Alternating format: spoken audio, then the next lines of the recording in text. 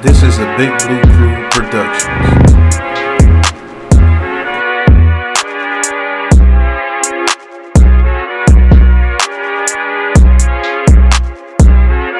Hey, what are you doing?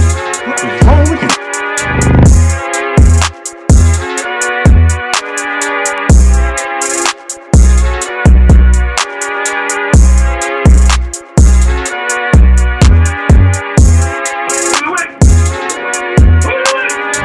These nuts. Got it. Got it. All right, what's going on YouTube, Instagram, Facebook, Twitter, all platforms? Welcome to another episode of Giants Interactions with yours truly, Big Pat Sports Talk, and the Classified One, Classified 3F with Joe. Yeah, he's got the pointing right. We went to Reed School of Pointing. Today's episode, man, it's gonna be called Giants Interactions Breakdown of the Giants' first mini camp. We've seen the highlights. We're going to be breaking down the interviews of the Leo Williams, Saquon Barkley. We're going to do the Joe Shane press conference. We're going to do a lot for you in this video here, as long as we can go. We get a little tired of something, we'll cut it short. You know how we do. Right. But I just want to get your thoughts, Joe, on the whole mini camp thing. What are your thoughts? What are some of the things that you like? Did you see anything that you dislike? Just let me know exactly how you feel about this first mini cap of our 2022 New York Giants. Well, thanks again for doing another collab video. I love doing these with you. Like, subscribe, ring that bell, get notified the next time Pat goes live. He comes on my channel too. Make sure you like, subscribe to me also. Big Blue Lou G Nation in the house is the third member of the Big Blue crew that we do. Yes, sir. Work every week with, always coming live and bringing information. The NFL and the training camps are starting up. The New York Giants got an early opportunity at this because we got a new coaching staff. So, seems like not hearing too many concerns. I'm seeing guys coming into the building smiling. I'm seeing guys doing interviews smiling. It seems like the whole atmosphere is uplifted. It's changed. It seems like it's a good time to be a New York Giants player right now. These guys see something already in the coach and the GM that says we got something moving forward. You can always see a glimmer in somebody's eyes when they see something uplifting coming their way. And these guys have been beaten down for the last 10 years. Is this whole organization? There's been 10 years of nothing but just bad football, bad draft picks, and a upset fan base when we're used to rings and titles and going to the playoffs and being a contender. When you're not and you're the team that everybody circles for a win, it's depressing. So, we're all as Giants fans are looking at any opportunity where we can get a glimmer of hope or an insight as to what this team's going to be. Well, right now it just looks like it's a bunch of guys out there that are having fun, learning each other, and a coaching staff that is actually coaching. It looks like they're doing stuff, Pat, when you're looking at some of these guys. Daniel Jones dropping back, avoiding the rush. Okay, we're seeing Barkley doing back shoulder throws with Dabble, the head coach. He's working with Barkley one-on-one. They're doing ball control, hand control, having a good time doing it. I don't see, people out there. It's like, oh, my God, isn't this over with yet? I'm seeing guys out there that are becoming a team, and that's part of winning right there. But the one thing that is sweetening the whole honeypot right now is the Kadarius Toney talk. That's the fly in the ointment right now for Giants fans, and it is okay. Look, I get it where people are coming from. But it's voluntary. It's not mandatory. When you're dealing with mandatory, you're dealing with contract stipulations and stuff like that. And look, the guy did not have a very good first year. He was beat up by the media. He's beat up by the press. He was beat up by the fans. Look, he's a rookie coming off of that. That's a lot of pressure. That's a lot of why the hell do I want to do this? I mean, no one's backing me. At Florida, people backed him. When he was on the team with Pitts and when he was going through from being a quarterback to a wide receiver, people were backing him. The Florida fans were cheering for him. He comes here to New York and everybody's booing and pissing and moaning. I'm sorry to curse like that.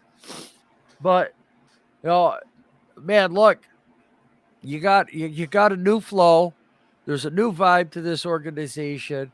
Stop thinking that John Mara is involved in everything because it's a new organization. It's not Gettleman. It's not Reese. It's Steve Tisch. Steve Tisch is more inclined to say something right now than Mara is because Mara's just right now the face of the franchise, but I don't think he's involved in everything. I think Tisch told him to keep his hands out of everything. Don't go near it. Let these guys do their job, which is why the blow up happened, is because of Steve Tisch. Steve Tisch right now is not getting enough airtime. He's the reason for all of this. Mm-hmm. Hopefully I didn't ramble too much there, Pat, but I had I quite a know bit to say on that. you're good. I mean, I have similar views about the whole mini camp. I did enjoy watching Dabo working with Saquon Barkley on the back shoulder uh, throws. Like he's got it to where if Daniel Jones has to throw it awkwardly, he's turning around and being able to locate the ball. That's what he was working on with him basically right there. So it wasn't just the back shoulder, it was locating the ball. Right. And I think they're going to be working with a lot of their receivers doing that this year. You didn't see that the past 2 years. The quarterback working with Daniel Jones on his footwork, the quarterback pretending to be a rusher, and Daniel Jones having to get out the way and get a quick release. I think you're going to see a lot more checkdowns this year coming up for Daniel Jones if the line breaks down. I think you're going to see a smarter Daniel Jones this year.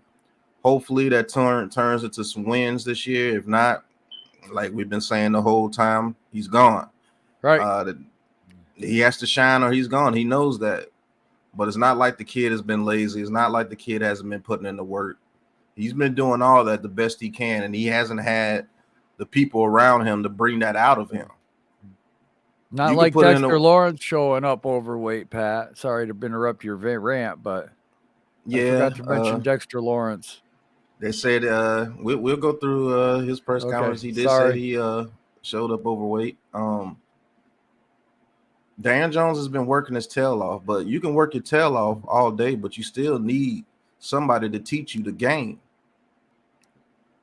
You name one coach that we had besides Pat Sherman, they took that away from him after his rookie year. Was there a coach on this team that you knew that can develop a quarterback? You can say Jason Garrett all you want, but Jason Garrett had his own agenda. Now, I'm not sitting here saying I know what it was, but I have a good idea of what his agenda was. And I don't think he was fond of being under Joe Judge because I think he felt that Joe Judge was not a head coach and he had head coach experience. So why am I working underneath this guy? He's a nobody. He doesn't know what he's doing. And if so, that means I got an offensive coordinator who's not willing to put in the work with me to teach me how to be an NFL quarterback. And I got a coach that doesn't know how to do any of that. So I'm really out there just on a whim trying to work for myself. My quarterback's coach, who was he? Who knows? But now he has an offensive coordinator that was a quarterback's coach. He has a coach that was an offensive coordinator that knows how to work with quarterbacks. So I think he has the best of both worlds, and I think he's going to shine. But if he doesn't, then he's gone. And as far as the Kadarius Toney situation, I've seen in the chat, oh, you guys are too soft. You guys are always making excuses for players, or you guys are always going against the grain. It was somebody else said something like that. I can't pinpoint it exactly. I can't remember exactly. Sorry, guys, my mind is bad, but I do remember seeing in the chat that we're too soft on players and we make excuses for players and everything like that. Well, the main word is voluntary. And I can't make an assumption about a player who's not coming to voluntary camp. Is it a bad look? Maybe, maybe it's a bad look. You got a new coach, you got a new playbook. He didn't want to come in. It's voluntary for a reason, and that's okay. As long as he comes to mandatory, right, and he's in shape and he's ready to go, and knows he's the ready to playbook. learn. He gets his playbook. He gets into his playbook. Okay, so he's 2 days behind in playbook. Wow. 2 days. Okay. It's not like nobody can get in contact with him or anything. Joe Shane and Dable said they've been in contact with him. They pretty much said it in so many words, we would like you to be here, but it is voluntary. So you're not here. You're not going to get your playbook until you show up. And that's that. Are they disappointed? Maybe. But it's a difference between being disappointed and then just absolutely destroying somebody. Oh, he doesn't care about football because he didn't show up to voluntary. It's voluntary, people. Right.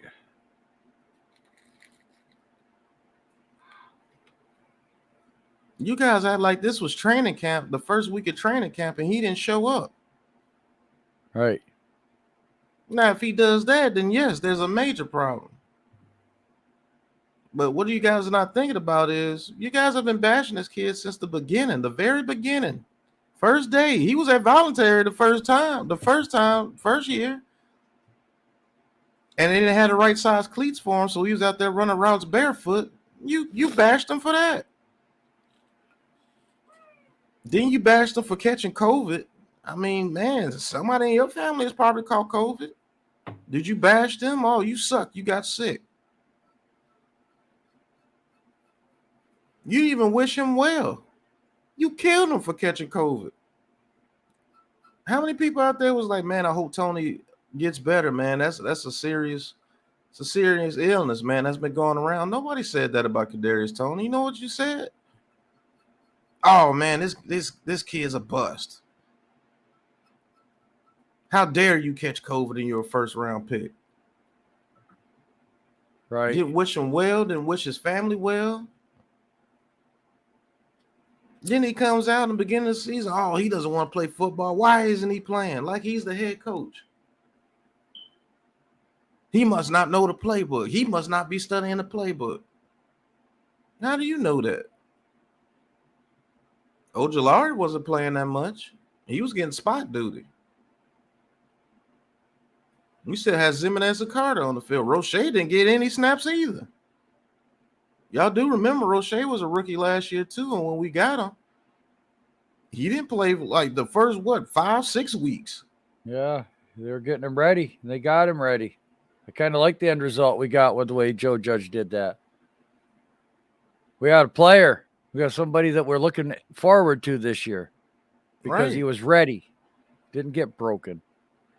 Why didn't you guys say Gary Brightwell was dumb and didn't know the playbook and anything? Gary Brightwell didn't play at all. Where was that for Gary Brightwell?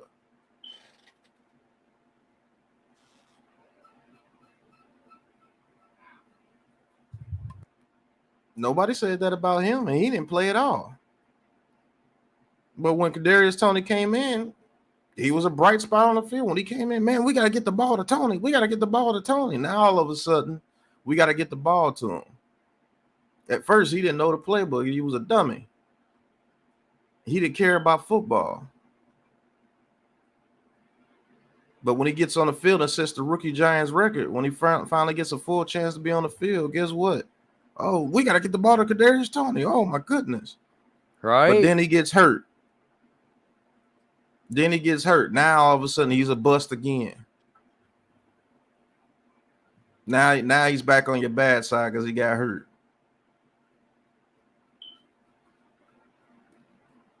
See how you flip-flop on a kid? And this is a rookie going through this. I made a whole series about Kadarius Toney versus the New York media because I seen it. I saw it. I saw the media baiting him every media session, baiting him. Hopefully he says something crazy so we can report it. Right. He wouldn't. So that got on your skin. So imagine being a first-round pick, having to perform under the pressure because we didn't get Micah Parsons. This is the guy we chose over Micah Parsons, which is not true.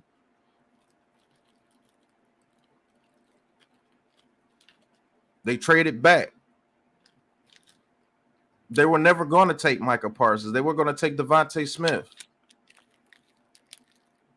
But the Eagles traded in front of us and got Devontae Smith. So you know what? Joe Judge and Gettleman, they were like, man, we wanted Devontae Smith. We'll trade back and we'll get somebody back then, because I think Parsons was off our board. I do too. Yeah. So how unfair is that? You blame this kid for being picked because another person was a pick and he wasn't even on the Giants board. I don't know that for a fact, but I pretty much guarantee that's a fact. Because if Parsons was on that board, they would have took him right there at 11. Right.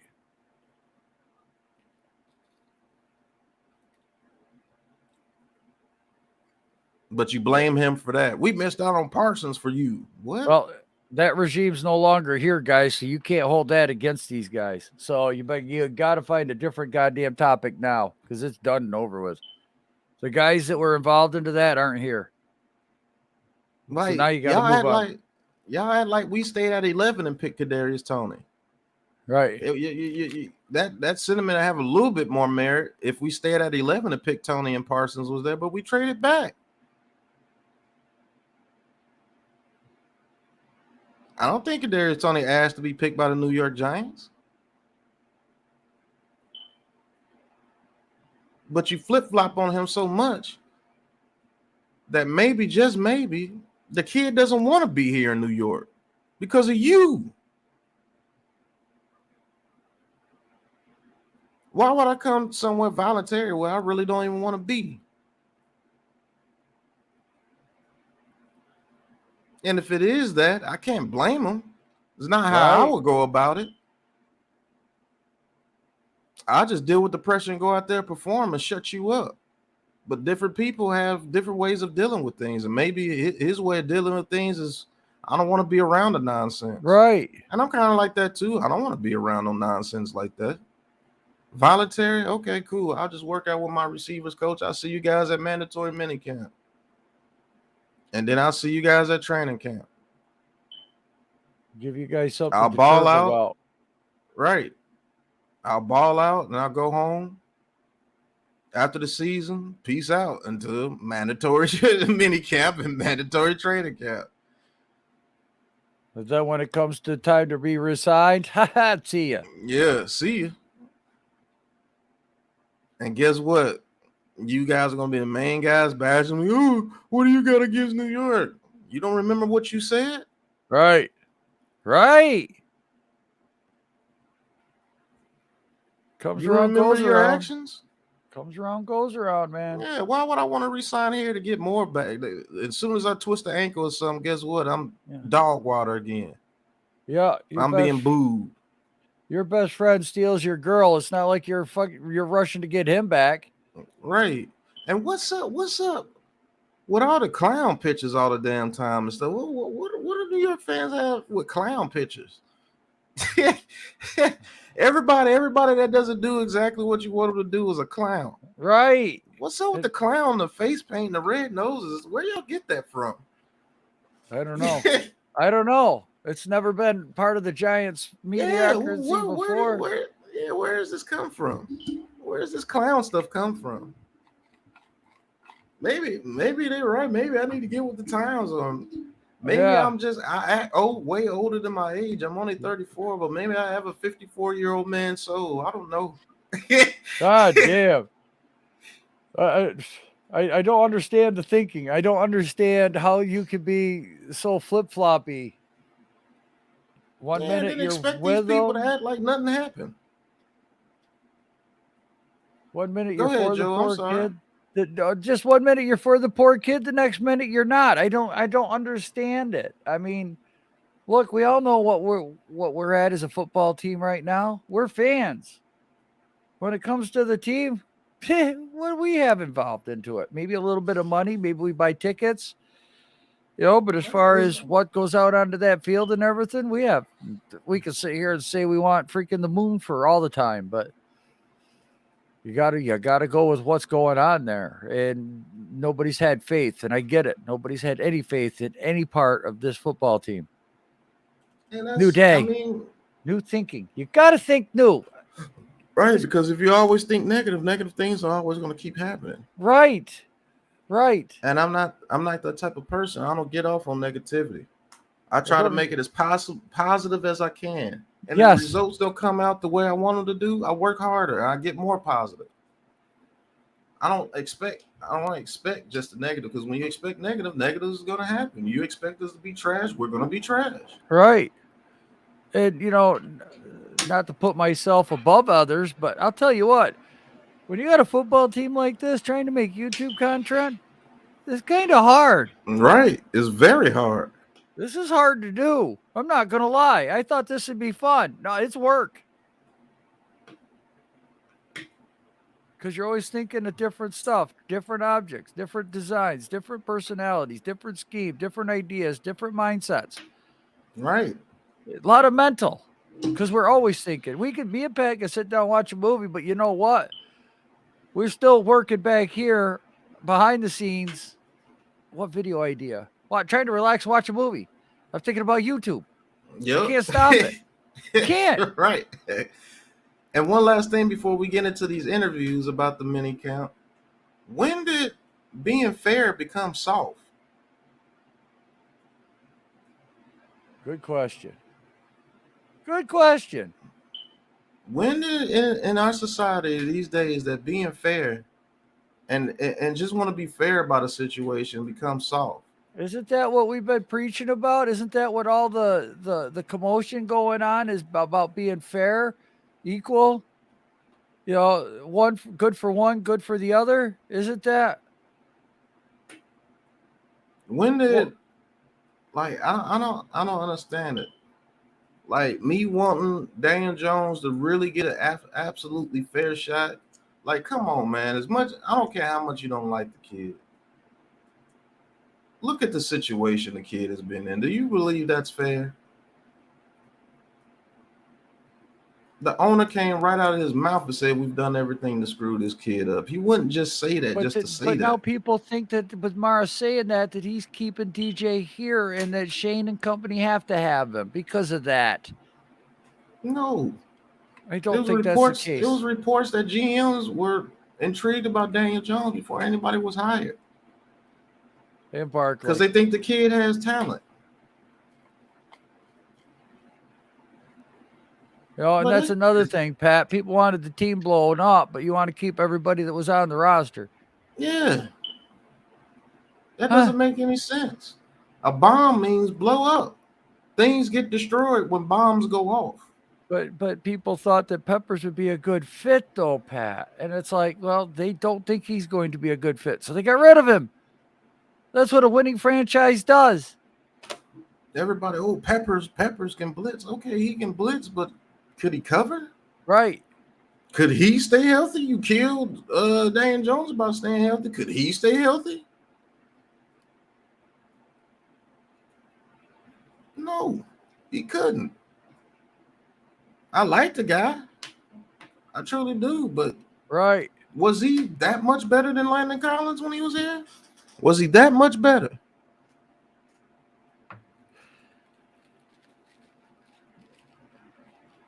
I know you might not like to hear that, but it's true. Was he that much better? Because their coverage grades were around the same. Right, they were. And guess what? Landon Collins was a better box safety than Peppers. When Landon Collins' role was a straight box safety, he made almost all pro team. And then, I get it because he did get hyped when he said that, the overtime, we want the ball. Okay, that got everyone hyped up. All right, so that made him a fan favorite. And I get that. That hyped me up too. But it takes more than just him being, cursing out at the coin toss to make you want to stay on the team. And then you're going to be like, well, what makes Daniel Jones so great? Not a damn thing, but he's the best option we got right now. Right. He's the best option right now. Do you think if there was a Josh Allen type quarterback coming out in this draft, Dabo and Shane would be all over him? Right. You think we would be moving up that draft board to number one? Shit. And then listen to the logic that you guys bring. Not saying the chat in general, not you guys that's in the chat, but just in general, people say, Giants fans, yes. yeah, you say Daniel Jones is trash. He can't read the pocket. He's slow at reading the field. He's not a leader. He fumbles too much. He turns the ball over too much. And he's a lost cause. But you can trade him for a third round pick. What? Yeah. Who wants that? Who wants that? All that right there. You mean to tell me that as bad as you say Daniel Jones is, he's worth a third round pick? Well, and that's How? just that. People have an inopportune idea of how sales works. Sales works is you're going to get the amount of money that the guy is willing to give up. All right. So you're only going to get whatever draft pick another team's willing to give up. So if they only offered us a 7th round draft pick for DJ, you really going to take that? Really? Really? I'm a Or salesman. do you hate the kid that much? Right. I'm a salesman. I worked at a sales place. Imagine if I told you, hey, look, here's this washer and dryer. It skips cycles. It's dented. It works half the time. You have to turn the button to turn it on with pliers. The dryer doesn't dry. You have to use the dryer 3 times to dry the clothes. Oh, Jesus. Yeah, we've all had one of those. And the lid locks by itself and sometimes it won't open. So you may not be able to get into your washer and dryer for a week with clothes in there. How much are you willing to pay for that washer and dryer?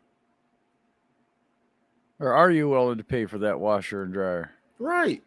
How much would you be willing to pay? And I told you this washer and dryer are $500 a piece.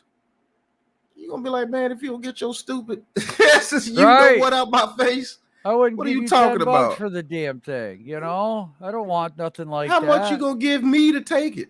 Right. That's what you gonna say. Right. Shit, you gonna pay me to take this out of here and take it to the junkyard. That's how sales works, man. Daniel Jones is literally that washer and dryer, how you explain to him. And then you're gonna turn around and ask somebody to give me a 3rd round pick. Are you serious? You don't even like your product. How the hell you gonna expect me to give you a 3rd round pick for a product that you destroy? And you say it's absolutely terrible. It's average at best.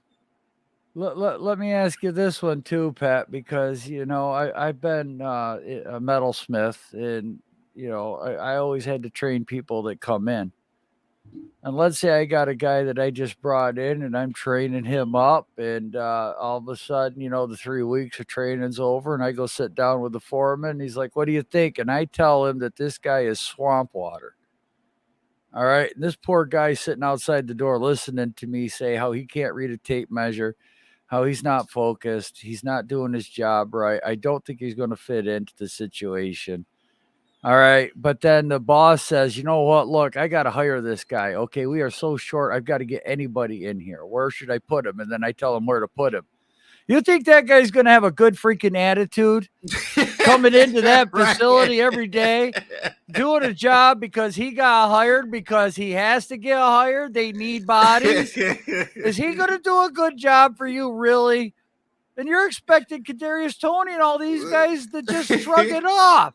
Get out of here. Come on. Yeah, I'm going to give my best effort. I'm swamp water? I suck? Really? I'll show you swamp water. Right. Wait a minute here. Watch this machine break every 5 freaking minutes. Yeah. It's how it works, man. And I guess that's how we rub people the wrong way. Because we look at like things like that. Yeah. Maybe that's why this is my platform. I'm not in the media circles. I'm not on your TV. Maybe one day I can get popular enough to where I can do a couple of features and everything. But I truly would believe that I wouldn't be very popular because I would bring out scenarios just like that. Yeah. And that's not popular. Right. I'm not going with the flow. We're not going to go with the flow. Tell you the way I can't build my platform like that. I have to do my due diligence on everything. And if it turns out that me and the media have the same views, then it just turns out that way. But this is not something just to go against the grain. No, this is like how I really feel and how I really think about the situation. And a lot of the times, if it's not negative, it's not going to be popular amongst the people and amongst the media and amongst the fans. We have turned into one of the most negative fan bases in sports, not just in the NFL, in sports. It's brutal. And then we'll turn around right on the same dime and say, man, I want this team to do good. Right. That's the thing that's tripping me out. The way this fan base is going about this team, you would think that we've never won anything in our entire lifetime. Right. We're not Detroit.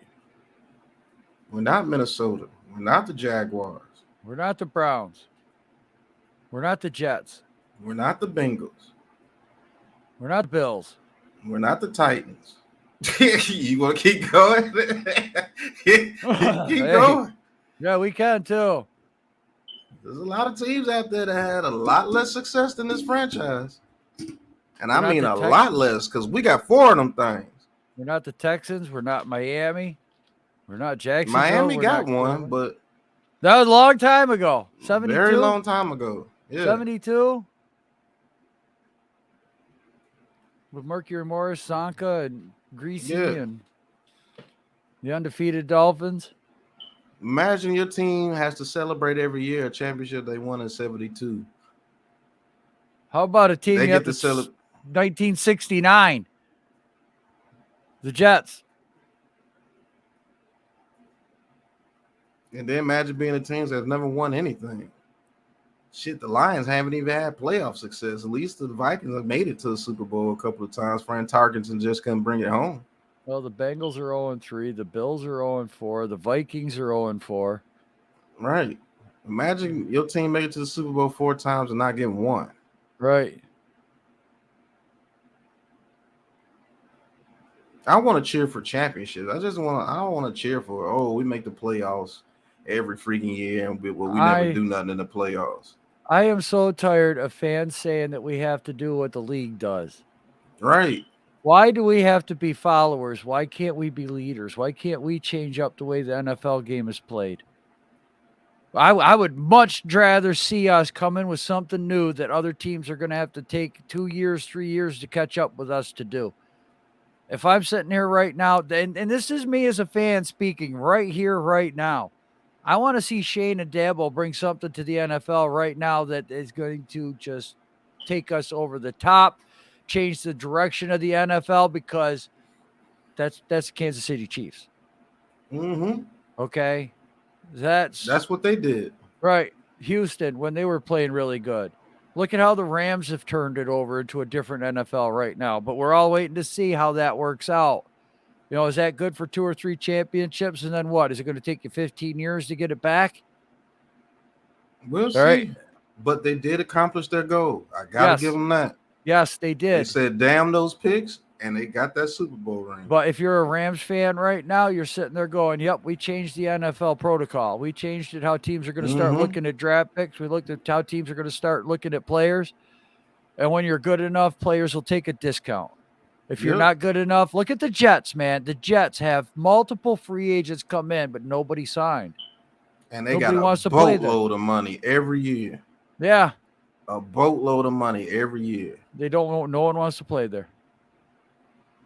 They'll get a few free agents that just want the bag, and they could get the bag from the Jets. Right. Look what happened to Le'Veon Bell when he went over there. And then everyone looks at the Giants, Pat, and they're like, well, we could just sign him. Yeah, that happens really easy. Y'all remember the linebacker you wanted, but we got stuck with Martinez? Yeah, they wanted Corey Littleton. Yeah. Look what he did, and look what Martinez did. Right. Which one would you rather have now, guys? Hindsight. I promise you, Corey Littleton would have been Ogletree 2.0. But then that would have been a 5-year contract. because that's what he got. Mm-hmm. A bag of money too. Right. But we could just We're sign stupid. anybody. We signed Blake Martinez. We're Hey, so stupid. He sucks. Oh my goodness, Blake Martinez is great. See how y'all just flip flop? You can only sign who wants to come.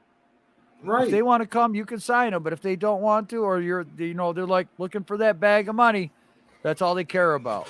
Mm-hmm. And it's dangerous signing players like that because there's always a Albert Hainsworth out there. Nate Solder.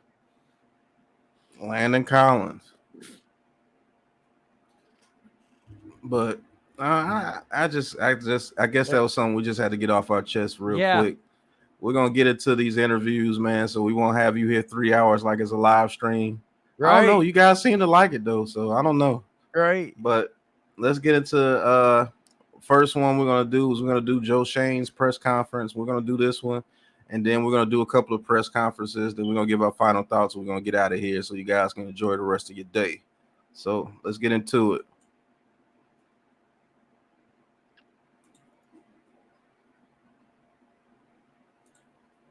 I guess first thing I want to do, be remiss if I didn't mention, or thank, I should say, the coaching staff, our scouting staff, community relations, our sports science, our strength coaches, our trainers, throughout this draft process, whether it was, the combine medical, the film evaluations by the coach.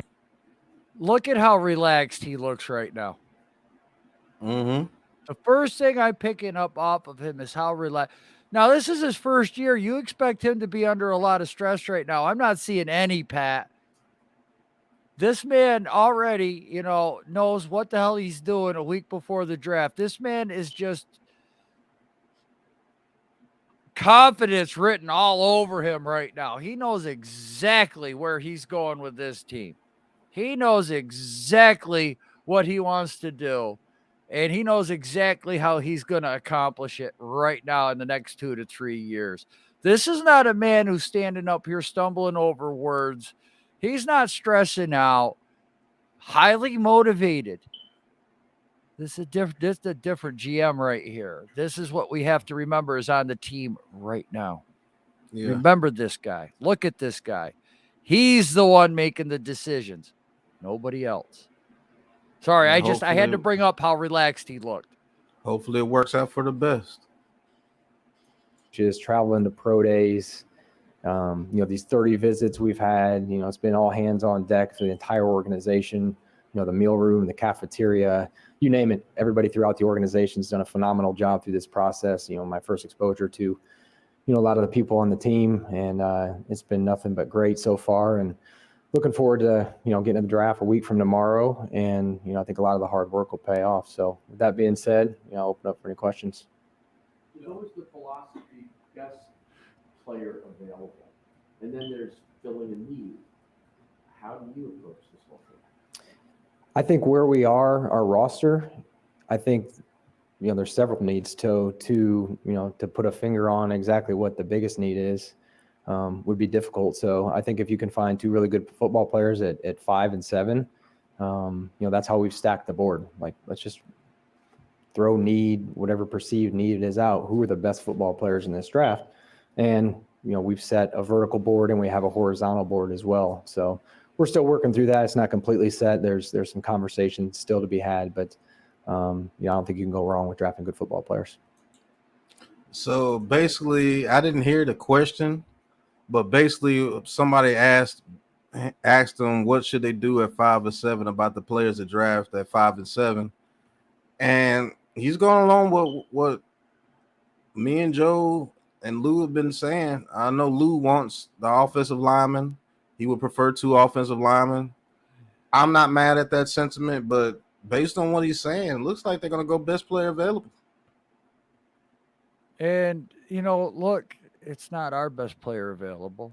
It's not Mel Kiper's best player available. It's not it's their best player available. Right. But is that Sauce and is that Wilson? Are those the best players that are going to be on the board on their draft board? Those are going to be the guys that are going to be future Giants. He's not going to take need over best player. And That's in what my I get from eyes, but in my eyes, Pat, that's the right way to build a team. You get your playmakers right now. Yeah, because if you reach for need and then that person turns out to be a dud, you set yourself back years. Right, because you lost the first round pick. Yeah. What if they could get Abraham Lucas in the second round at right tackle and he turns out to be pretty good? Not as good as Evan Neal, but he turns out to be pretty good and he fills the role just like we need him to fill the role. And Now, then we get a Sauce Gardner or a Hutchinson or somebody in the first round. Shoot, that's double the fun. Right. You know, let's say Linderbaum falls to the second. These guys know who's going to fall. These guys have way more insight into this draft than we could ever have. Ever imagine I have. Right. With the resources that these guys have right now, shit. And you know, look, I get it. People are saying we need dogs. Okay. Look, to me, a dog is somebody that just never stops. You know, Victor Cruz was a dog. Yeah, Victor Cruz was a dog. Okay, those are the guys that are dogs. You know, and then if you look at like the higher draft picks, you look in the later first rounds that were that were drafted, all the guys that we've missed out on. Those guys were dogs. Those guys were football players, okay? That's what these guys are looking for. And it's not a question of character.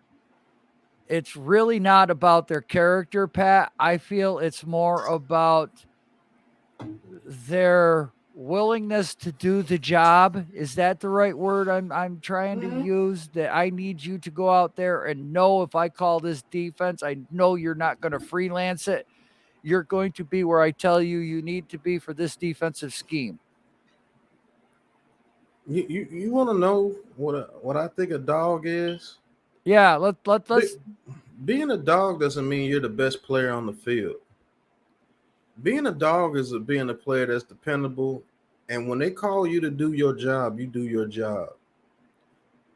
Getting pressure on a quarterback doesn't mean a sack all the damn time.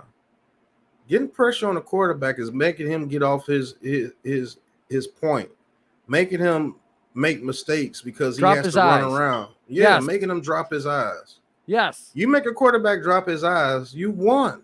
Right. Because he's not scanning the whole field. Now, you do have some players like Jalen Hurts that can drop his eyes and get out and then pick his eyes back up and do stuff. Yeah, you do have players like that. But they're not going to do that all game. Not if you got those dogs. Those dogs, are you going to hear? Right. You'll be like, shit. Just throw it out of bounds. That's a good play. Right. Right. Dog is like a Bernard Pollard. People don't even remember Bernard Pollard. Played for the Ravens. He played for the Chiefs. He played for the Titans. Oh, who was the one guy there that was undersized for the Vikings that did so damn well? He was a dog. The defensive lineman there, short, 6 foot tall. Oh, you're talking about John Randall. Yeah, Randall. That's it. That guy was a dog. He was undersized, short arms, didn't have the weight, couldn't move. He was a dog. Late round draft pick. He's gonna keep fighting. Right. Cortez Kennedy for the Seahawks, an absolute dog. Right. What makes Sam Darnold so good? He wants to be that alpha dog. That's what makes him so good. That's what I want. I don't want Jadeveon Clowney. I don't want, Did you mean Aiden Hutchinson? Because you said Sam Darnold. Oh, yeah. I said Sam Darnold. Yeah. Aaron Darnold. I'm sorry. Aaron. Oh, okay. Aaron Darnold makes him a dog. Well, because I'm thinking 5 steps ahead here because I'm trying to think of another name. And God, I can't help it. For some ungodly reason, my old butt just cannot remember freaking names, and it's driving me nuts right now. Aaron Donald is above a dog. That dude's Yeah, he's gonna but be that's what I he's mean. gonna That's go. what makes him that, because he's Yeah, got because that he's mindset. undersized. He's Yes. undersized for the position. To Yes, be that's why honest he with went you. later in the draft. Look how late he went. You know, if that draft happens right now, he's top 5. You know that. Mm-hmm. Those are dogs. Those are guys that Shane is going to be looking for. So even though we don't agree if it's not alignment, it damn well better be a player like that. And I think that's what he wants, because, you know, do you want, oh God, who's the guy that hit the quarterback in the head with his own helmet?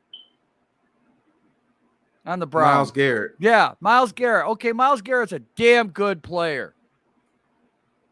But I'm sorry, in my eyes, it looks like every once in a while he kind of takes a play off, or is that me?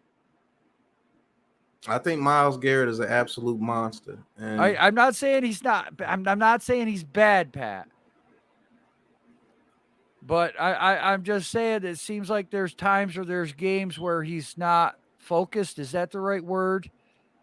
he's one of those type players, man, that has the ability of nobody can match his ability on that edge, to be honest, with the strength, speed. Right. It's just that he's one of those players that are very good, but when it comes to winning time, you see what I'm saying? Yeah, that's the When it dog comes to part winning for me. time, there's a lot of players like that, man. Right. That's been very good, but when it comes to winning time, they don't get it done. Peyton Manning was like that for a while, to be honest with you. Yes, he was against Brady all the time. He could not beat Brady. Drew Brees is like that. Yes. Great. He's not good. Great. One of the greatest of all time. Just couldn't get it done. There's a lot of players like that. When it just comes to winning time, for some reason, but then you look Aaron Rodgers. But then you look at guys who are good, but for some reason would step up in a big moment. Yeah. Justin Tuck, very good, but would step up in a big moment. Osi, very good, but would step up in a big moment. Tuck and Osi weren't high draft picks. Strahan was a second rounder. It's finding that dog, Eli Manning, finding that best player available, finding that guy that wants to go out there and rip somebody's freaking head off and coach them up and get them even better. But if they don't have that mindset, you cannot craft that mindset into somebody. But if they have it, you can work with them. That's best player available. That is a lot of upside. But upside is what makes you win championships, and upside is what makes you a better person in the draft finding talent. True. And then I know people, well, that's what we're saying about Malik Willis. Well, we're not in a situation to do that. Right. You have to be able to develop. We can't develop him.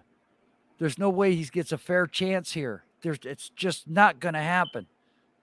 And as far as next year with a quarterback, I'm not even sure that's going to happen. Might not be the right time to bring in a novice rookie quarterback. And if they do draft him, hey, they got their guy. They got their guy. And then that's who Dabble and Shane are going to ride into the sunset with, is the next quarterback on the Giants, whether that's either DJ. Either they're going to sell or fail with him. But man, listen, let's say DJ has 3 or 4 game winning drives this year. Let's just say that does happen. What the hell? Who knows what's going to happen? Does that, hey, look, you know what? The kid's starting to show something. We won 3 or 4 games because he drove us down the field the final 2 minutes.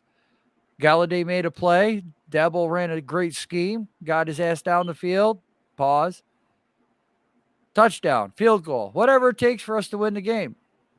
And another aspect that people are not talking about with the Daniel Jones situation, if he does win us a couple of games and we fall a little bit short of the playoffs, what if the guys love him? Right. Good point. What if the guys would be like, man, this is the quarterback that and we know that we could go somewhere with. And not only that, he's shown progress because you're winning games. Yep. Say if we win 10 games, if we win 10 games in the NFC, I think we're in the playoffs. But let's just say we win. Say we go 10-7 and don't make it in. That's a damn good season. And say if he did throw 28 to 30 touchdowns. and the guys absolutely love him. Right.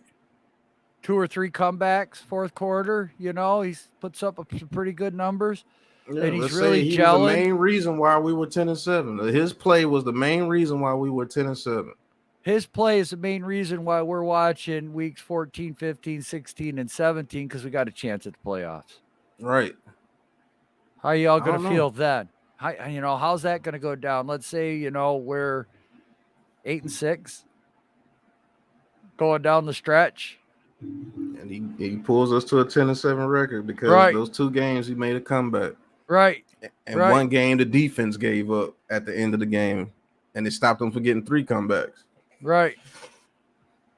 And everybody comes in our office and be like, "Man, we know we can win with this kid." Right. And Boy, we want to play with him.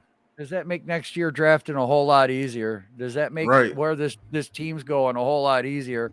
We got a direction. We got an identity. We know what we're doing on defense. We know what our special teams is like. We know how all the aspects of our game is, how all the aspects of this team involved are. And you know what? This guy right now that we're breaking down, he's exuding confidence. He knows. This guy right now, I'm looking at him, he knows we're going to be winners. And you know what makes it easier? If it does turn out to be that way, and they know that the offense is straight, we might need 1 or 2 more pieces, probably another offensive lineman, maybe get another receiver. With $100 million next year, Pat. That's when they turn the Wink. It'd be like, Wink, what you need? Right.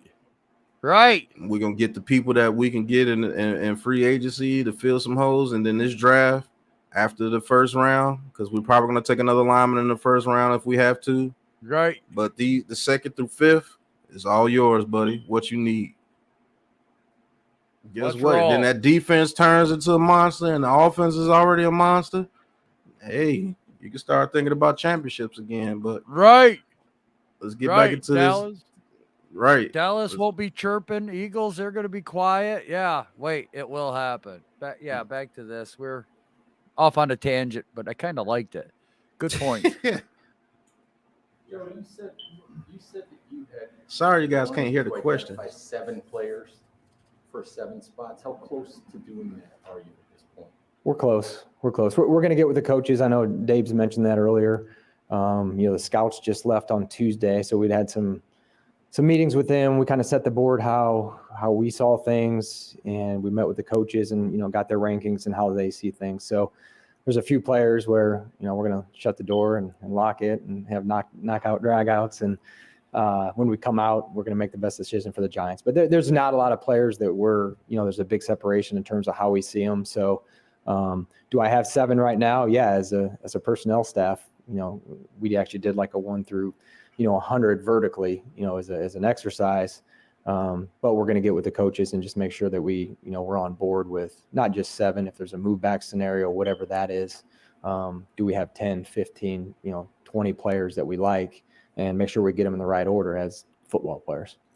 There you go. I just want to pause it real quick. Then we're going to get right back into it. Cause like I said, I don't want to have you here 3 hours, but we can do it if you want, but it don't matter. You know why I think that we're going to have a good draft? Look at the excitement in that dude's face when he's talking about the draft. Yes. Like he loves this shit. Like he loves it, bro. And like he's doing what do you call it? Not seminars, but he's doing practices on his draft board with the guys. Yes. Let's take 100 players aside. He's like excited about doing it. He's like us. To be honest with you. Gentleman wasn't looking like that. He wasn't having scouts together. He didn't have anything to say. Right. We'll think about a couple of guys, and that was it. No, this guy's really. I think he's really into detail. I think he loves this shit. Right.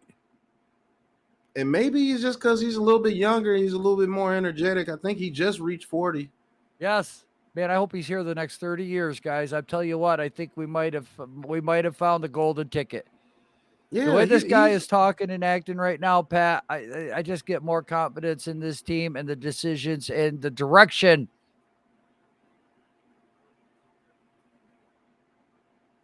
Sorry, I got amped up. I'm just saying. I I just think this guy loves this shit, man. But we'll continue on. But I just like the excitement in his face talking about it. It's crazy. Haven't seen that in years. Right. You're having two top 10 picks separated by one pick. How much of this process are you trying to figure out what Carolina might do? Does that factor in how you might order your picks? Yeah. I've thought about that several times. What are they doing? Trying to figure out what position they might go, because that will make a difference in what you do. If you're sitting there at 5 and there's somebody you really like, and there's 2 other players that maybe at the same position that you like as well, or just 2 players in general that you're happy with, regardless of position, that can also, factor into who you take at number 5. So yeah, if you got a crystal ball, I'd love to see it, but we're going through several of those scenarios, who may be there, if they are, how we're going to, go through and make the pick and what we're going to do. Joe, you mentioned, I think in an interview. Sorry to pause it one more time, but these guys have a freaking plan. That's called They have doing a your plan. homework. Doing your homework. They're doing what we're doing, but at a way higher level, because Yes. they have way more resources than we have, and they have way more intel than we have. I would love to be in the room with those guys and going through that intel and getting information. I would love to do the job too. And I think that's the difference between the last regimes. These guys did not take the draft serious. They thought about a couple of guys, and the guy was taken. They had no other option, and so they reached. These guys know that we've been talking about that the whole time. What if Hutchinson, Thibodeau, Cross, and Neal are at 5? Why wouldn't you take a Hutchinson, knowing that you like Neal and Cross? Why wouldn't you take a Hutchinson at 5? And if the Panthers take Neal, you get Cross. If the Panthers take Cross, you get Neal. Why wouldn't you come with a plan like that? We had no plan when it came to the draft, and that's why our drafts have been absolutely terrible. Then look at the position of, is there a trade in offer too? Yeah. They're taking into all accounts. Oh, if they choose this player, this is probably going to happen. So we'll probably have available these 2 type players here. Okay, what's the direction of the team if we get these 2 type players? What's the direction of the team if we get these 2 players? What's the direction of the team if this? These guys are literally working their butts off. What if this guy's on the board, but we get this trade from this team? What do we do? Right. They're breaking that down right now so that when there's 10 minutes on the clock, they're not panicking. A vision. A hope. The scouts just left because we had a meeting. What? A meeting. Yes, folks. The scouts left because we had a meeting. We're laughing at the combine. We're Dabo and Shane are joking around, talking about the music, relaxed atmosphere. You're telling me right now, compared to last year, compared to this year right now, anybody going into that New York Giants facility right now is not smiling with this kind of guy as your boss right now? Look at him. He's not up there screaming and tearing off people's heads. He's not up there, saying that I'm smarter than you. He's not up there giving just whatever kind of statements. This guy has gone through a process, and it's his team right now. And he's going to do his best damn job to make sure that we're a winning football organization again. You have got, Giants fans, you have got to give this man 4 or 5 years. Yep. You have to. Because of because of the way that we've been. But I'm loving this interview so far. And when I get a real depth and look into it. Yes. Website that you'd like to get as many at-bats as possible. Roster building is never really a one-year thing, but are you approaching it this year as a one-year thing, or are you maybe looking to get some at-bats for down the line? Yeah, both. I'd be open to both. Again, I said it in my introductory press conference, we still want to compete today and build for tomorrow. So, playing both sides of that, if it's picks this year or picks into the future, again, those are cost-controlled assets, that young players that, could really help us set the foundation here. So I'd be open to either or. Joe, the offensive tackle group coming out, everybody talks about Neal and Iguana. But how about Charles Cross in Mississippi State? Should he be in that conversation with those 2? And do you project him as like a top 10 pick in this draft? I'm gonna give you our board. Yeah, I'm not gonna talk about any specifics or something. Charles is a really good player. Really good feet.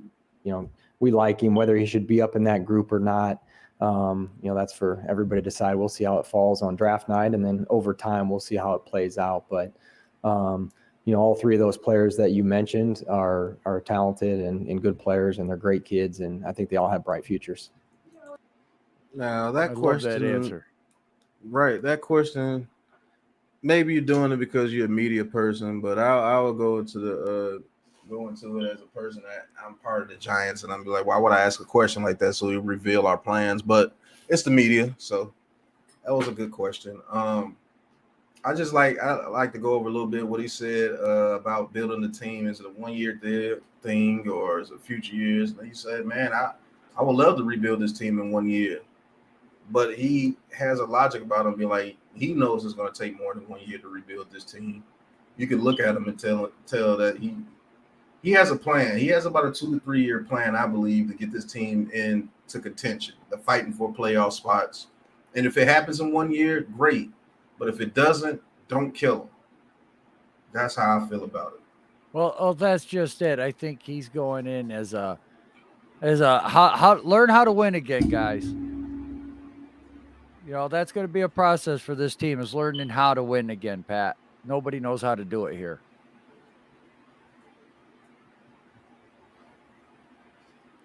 Yes. Man, I just wish I was just a part of this regime, man, and be able to go out there and scout and get some players, man, because, man, that's what I do, bro. And these guys are exciting, so I know it's exciting in the building. I'm getting excited by the damn interview, so I know the energy in the building is cool. Right. But we'll get back into it. Yes. I'm sure you know, though, offensive line here has been like an unsolvable Rubik's Cube for years now. How committed are you and your staff to leading the draft, believing you can put a capable, perhaps even occasionally dominant offensive line on the field starting in September? Yeah, I think Dave said it earlier too. Like, the offensive line's important, and there's several other positions that are important for us to go compete. And I understand, again, I wasn't here in the past. I'm not sure exactly, everything that went on. I'm privy to, recently, where the offensive line was, and we tried through free agency with the resources we have to upgrade the offensive line the best we can, and that'll continue through the draft. And again, Right. You want to build it up both sides of the ball, build it up front. Offensive line, that's very important. And to get our best version of Saquon, Daniel, the entire offense. That, to your point, that's going to be very important, to get that right, whether it's running the ball or pass protection. So that will definitely be a priority. It's just the need, the value, where that is. Like, you just got to make sure it mirrors up, or you're going to be in the same boat. If you try to force it and it's not the right value, and we're sitting up here next year saying the same thing. Well, yeah, we needed a guard, so we reached for him, but the value wasn't right. So you got to make sure when those two, meet and they mirror each other, then that's when you're going to make the best decisions. You see? That's all the hell I've been saying. Yep. He just said it out his damn mouth. This is an NFL GM. So maybe you'll take his word over mine, and I don't mind that because this is what he does. Right. You don't reach for need in the draft. If you're at number 7 or even number 5, all three of those tackles are gone, you don't take Trevor Penning because you feel that you need a damn right tackle. And he winds up being terrible. Now you just wasted your number 5 pick.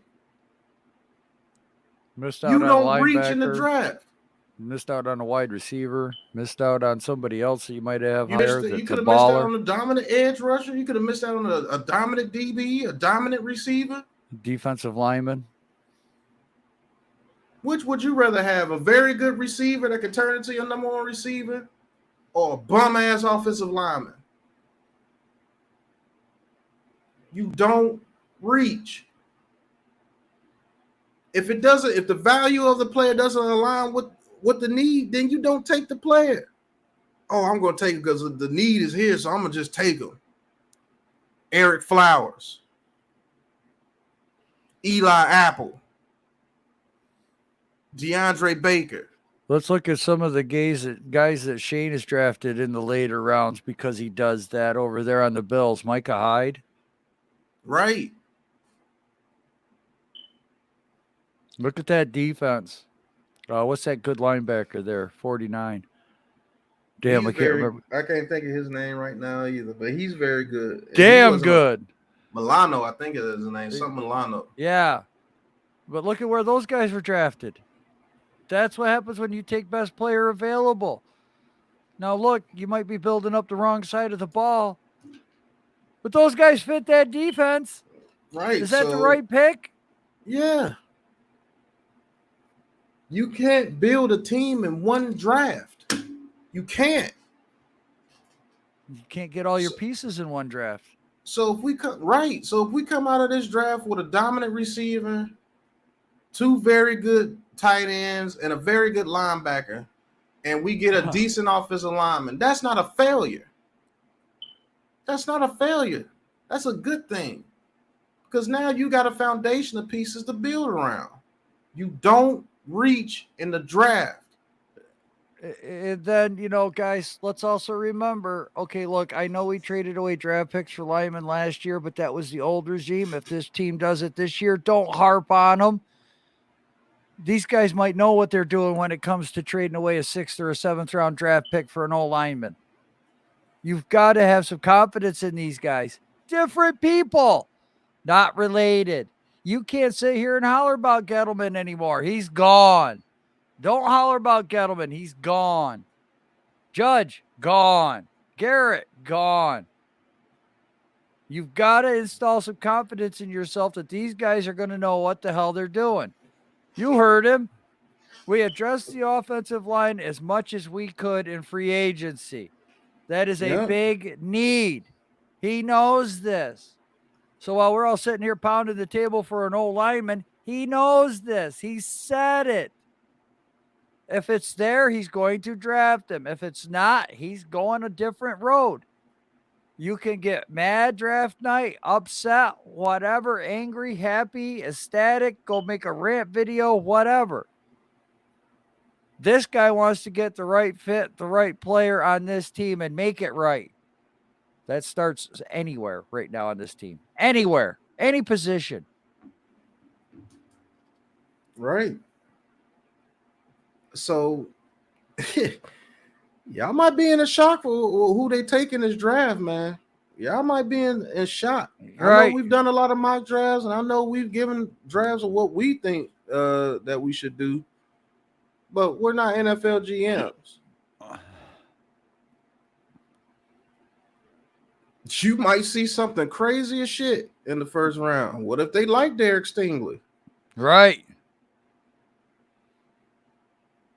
But just because ESPN doesn't have them ranked in the top 10, you guys are going to go off on the Giants because you guys go off on the Giants draft pick depending on where Mel Kiper and all them has those guys in the draft. Create your own draft board. Right. Put your guys up there. But you got to do the work to do it, though. You got to look at film. You can't just go off their board and make it your board. No, you go in there and you look at these players and you put them in a position where you think they could do it. I could do it. It would take a hell of a lot of time. Right. But I can do it, and I will enjoy doing it. I could create my own draft board, too. But that again, when you do stuff like that, you're thinking outside of the box. It's all about you and how you're evaluating these players with the information you have. We don't have a security team that can go and say, hey, you know what? I want this guy's background checked out. Let me know if there's anything back there. Well, he got a speeding ticket for, when he was 18 because he was celebrating a signing day. Okay, no big deal. But or then you hear of, well, he does have kind of a reputation for being in school and doing this, and he had a write-up. Oh, really? Oh, really? Okay, because y'all kill Dave Gettleman for drafting a guy with red flags in DeAndre Baker. Y'all like to bring up the red flags on him. But if there's any red flags on somebody like Kayvon Thibodeau, it's, oh, man, what are they doing? It's a whole different 180-degree swing. If you're going to do it for one, you got to do it for the. But DeAndre Baker sucked balls. You don't know if Kayvon Thibodeau's not going to. Well, no, I'll guarantee he's going to be great. Great. You're guaranteeing it. What the hell does that do for me? As a fan, what does that do for me? You get all hyped. You get excited. We watched this guy for 3 years. He goes out there and fails.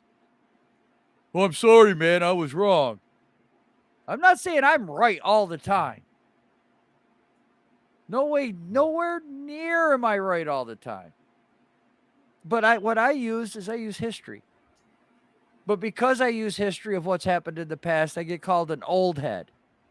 Mm-hmm. But even though history proves of how this works, what happens when this team does this or this, there's 100 freaking years of evidence as far as how the draft goes. And it hasn't changed. You draft best player available, you're a winning football club. If you have to build your team through free agency and you have to drift through need, you're going to be a 500 ball club or average or bad. That's how it works. Yeah. Be right Let's back. get back into it. Well, I'll wait till you get back. But that's what happens. Sorry, man. my son asked a question. Oh, okay. Get back into it. Yes. How do you balance, if there's a guy on the board that you really like versus you got to really trade off and make those two options? Yeah, I've been there before. Like you get greedy and you're like, let's move back, and then that guy's gone. Are you gonna sleep better at night knowing you got an extra 6th round pick and you move back 4 spots, but you lose the guy you want, or let's just take the guy and not be greedy? So you play through all those situations. Again, that's why sometimes I'll do a vertical board, just how many players are available, who do we like? If we move back X amount of spots, are we going to get one of these 5 guys? Yes, then it makes sense, and you get an extra pick. So it's not something I have to do, but we'll take phone calls, we'll listen, we'll analyze it, and then we'll call the team back if they're calling and let them know if we'll do it or not. I like that sentiment as well. He's not going to be greedy and try to get picks and then miss out on a player that you want. So Right. I like that sentiment as well. Number one cornerback is dressed, and because you're dressed so hard. I would think your approach and your whole operations approach is different, whether James Bradbury is on the depth chart or he's not on the depth chart. Just the number one cornerback either here or not here. Do you think he can be here? And if he's not, how much does that affect how you go into the trade? So what's your question's more about James, not No, it's about both. I mean, if James, if you think James is. there's going to be a number one corner there at 5? Okay. You got the crystal ball. We'll see. I don't know. Yeah, again, I don't know who the number 1, 2, we'll figure that out. But yeah, I've had great conversations with James Bradbury's representatives. I've talked to James. He can still play in this league. He's still starting corner. We've talked, he wasn't here today, but again, yes, there are contingency plans, which I mentioned at the combine and I mentioned at the owners meetings, where, he can still be a New York Giant. Okay. We've gotten calls on James Bradbury. Yeah, we have gotten calls on James Bradbury. So basically, what I think the situation with James Bradbury is, I'm just going to be honest with you. I think they haven't gotten the pick that they're agreement on. I think they want a 3rd round pick, and I think they're only getting 4th round picks in return, and everybody's waiting to call their bluff because they know that we have to have money in order to sign our draft picks, and he's a prime candidate to get that money off of them. So all the other GMs are playing hardball. You got to get rid of them anyway. We're not going to give you a 3rd round pick for him. We give you a 4th or 5th. Right. I think Joe Shane is taking the way well. I still think he's a great starting quarterback in this league, and I think you're getting that as a steal. So he's going to wait it out. If he doesn't hear anything at the draft, I think we extend Bradbury. That's how I think it's going to go. It's either going to be extending him, but he has a plan in place. So he's not going into this like, if it doesn't happen, now what do we do? Which is right. what used to happen. Mm-hmm. It used to be, well, we'll just wait for him to get traded and shrug off everything else. And then all of a sudden you don't trade him. It's like, what the hell do we do now? Now you're running around like a chicken with your head cut off trying to figure out the right No, he's all set for every scenario that's going to pop up with that. That's confidence. Right. Or you know what would have happened? We would have. I'm sorry, Joe. Go No, ahead. forward thinking is all I was going to add to that. Yeah. You know what happened with the old regime? Probably would have traded him for like a 5th round pick, maybe probably even a 6th round pick, and not get what you really deserve for the player. And I think he's not going to take that. You can look at his face; he's dead serious about that. So you may see Bradbury get extended, and if so, I won't be mad with it. Bradbury and Wink system, I think, will be pretty good. I'm not going to lie to you, because that's what he does. He's a tough, up in your face, man-to-man corner. Right. That's what he does. So, who knows? Joe, when you approach this draft, I mean, it's kind of been said that you don't have a lot of salary cap space. You need about 12 million or so, roughly. That's what's been reported. How does that influence what you may or may not do as far as trading, moving around, and just, how you just approach everything? Or do you not let that affect you? Yeah, not in this draft. I mean, we're contingency plan. So if we stay at every pick, okay, this is what it's going to cost us. If we do move back, there is a cost savings to doing that, but that's not going to drive our decision. We're not going to pass up on a good player, especially in the draft for a cost savings. That's not going to be the genesis of that decision. Love that. You said yes. Restructuring was sort of last resort. You did the Adoree one. I'm just curious the timing. Why do it? Yeah, the public websites that they have out there. So there's some things when you're dealing with the salary cap that they don't necessarily bake in when they're doing that stuff. So there were some things that occurred, and we had to convert at that time. Joe, in your contingency plans, how soon in the I know this is your first year, but just based on your experience in Buffalo, how soon before the draft do you start talking about trade value and potential trade up and trade down scenarios with them? Yeah, we're head down in meetings with coaches, scouts, and everything. So haven't really come up for air to start thinking about that. Hey, does it make sense for us to move back, move up? We're just trying to right now. We're planning as if, hey, we got 5 and 7, and the rest of our picks, the second, the 2/3, etc.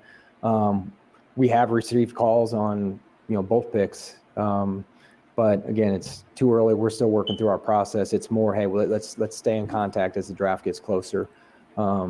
Again, we'll go through those scenarios, but it's too early right now to make any type of decision like that. So he said we have got calls about the number 5 and 7 pick. I believe one of those teams is New Orleans. I think New Orleans has called us because they might be afraid that Carolina might take Pickett. Yep. I believe the Vikings have called. Because if the Vikings want to get a quarterback, they've called. Pittsburgh is probably called. It has to be some teams that have picks that are pretty low for him to just say it like that, like they're not excited about it.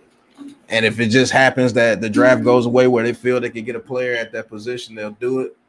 But he doesn't seem too excited about it. So I think it's some teams that are very low. So it might be the Saints. I agree. Might be the Vikings. Might be Pittsburgh. I'm gonna give you another one. Might be Green Bay. Could it be? Because Green Bay got 2 picks and they trade up and they get that number 1 receiver that they need. What if they're able to get a Garrett Wilson or someone like that for Aaron Rodgers? I think they'll do that. So it might be some teams with some multiple picks, but they're very low. Hell, the Eagles might be one of them. I'm wondering if the Washington football, the Commodores, Commanders, whatever. They might have called. They might have with Wentz, yeah, because they don't know what the hell they got with Wentz. They saw what he did with the Colts last year, but he's the best option out there for them right now, and they only gave up 2/3. So they got a number 1 next year we might be able to grab if we went down to 11. We might have to talk about this a little bit more tonight at 9:30. Or, we're doing this a day early. Blue does the Big Blue Lounge, yeah. But I mean, it's just something to think about, and I think this guy has a real good poker face too. But the way his face showing, he wasn't impressed by the offers that they got. So who knows? Just like I don't think he was impressed by the offers about James Bradbury. And I like that about Right. I like that about this guy, man. He sticks to his guns, man. He doesn't fold. He has a plan, and if Right. what you giving him doesn't align with that plan, hey, you come back with a better offer, or we'll stay where we're at. We got a plan if we have to stay where we're at too. We're not desperate, Right. and that's a damn good thing for a GM. Sorry, turning my camera off. My internet's glitching, but it works for a little bit. Is there any advantage to being an unknown quantity here? You know, you don't have a track record, you don't have a history of it. Nobody probably knows what you're thinking. Is there any advantage to that? Yeah, there could be, but I think where the picks are, I'm not sure that's going to play in as much. It's the 5th and 7th pick. So, again, I just know we're going to get two good players, and there's enough needs that we have that, whether I had a track record or not, I think where we're going to go, I don't think anybody really have a good sense of that. When they hired you, you said you had a pretty good idea of the first 4 rounds. Mm-hmm. Has that changed a lot? Duh. Oh, yeah. Myself and probably 4 or 5 others have seen the entire board. So between myself, Brandon Brown, Tim McDonald, Chris Pettit, we've seen the entire board. We had a couple national scouts that have seen quite a bit of the board too. So when we have those conversations, if you're talking about, a receiver at USC and a receiver at Tennessee, you've got multiple looks on those guys that can have those conversations. If it's just an area scout that's seen somebody at USC and an area scout at Tennessee, they can't really enter into that conversation because they haven't seen them both. So, multiple looks along with the coaches on, the entire draft board. Again, that's part of our process, that we believe in, and that'll help us lead to the best decisions. Joe, you said you received offer or a call about the pick. Have you received any offers for the 5 and 7? Not a hard offer. No, we haven't gotten into negotiations. Just some teams call and say, hey, would you be willing to move? And that's kind of where it is right now. And, my comment was this, as the draft gets closer, we can talk more if there's any specifics, if you're serious about doing it. I think some teams are just fishing around. When you table those discussions and possibly if they do reach back out to you, does the parameters around that possible or just the spitballing things change, or do they come back with a new price? What is the philosophy there? Well, it's a situation where I'm perfectly fine at 5 and 7. So if it makes sense and it's something that blows your doors off, then you think about it. If somebody offers something, nobody's offered anything, hard, offer right now.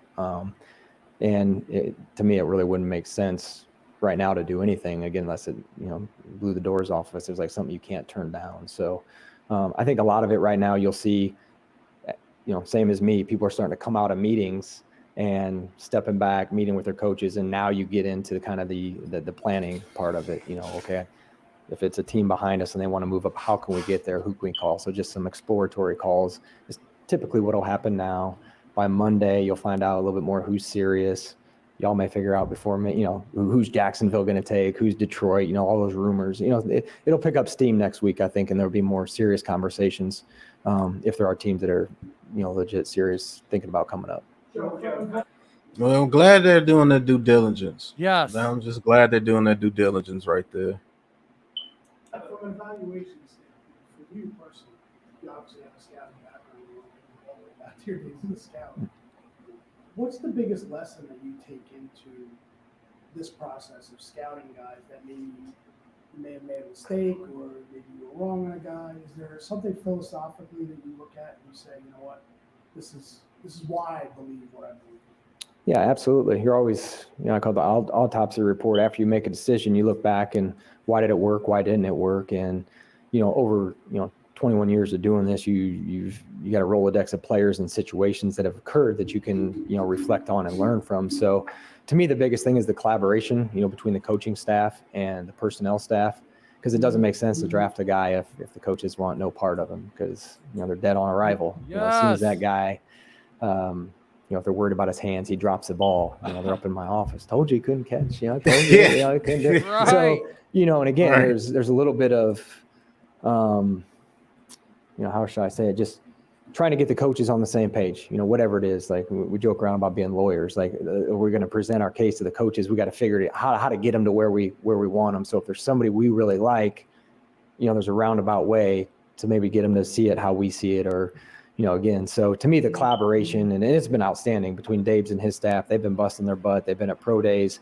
We've had 30 visits. These guys coming through here. We got 6 guys in the building today that they're meeting with. So they've been phenomenal. So the collaboration, and I think, When the coaching staff and the personnel staff are on the same page on a player, I typically think those are the best decisions. Yeah, pause that right there.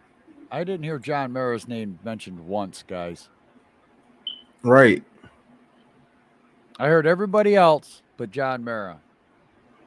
Steve Tisch, Chris Mara.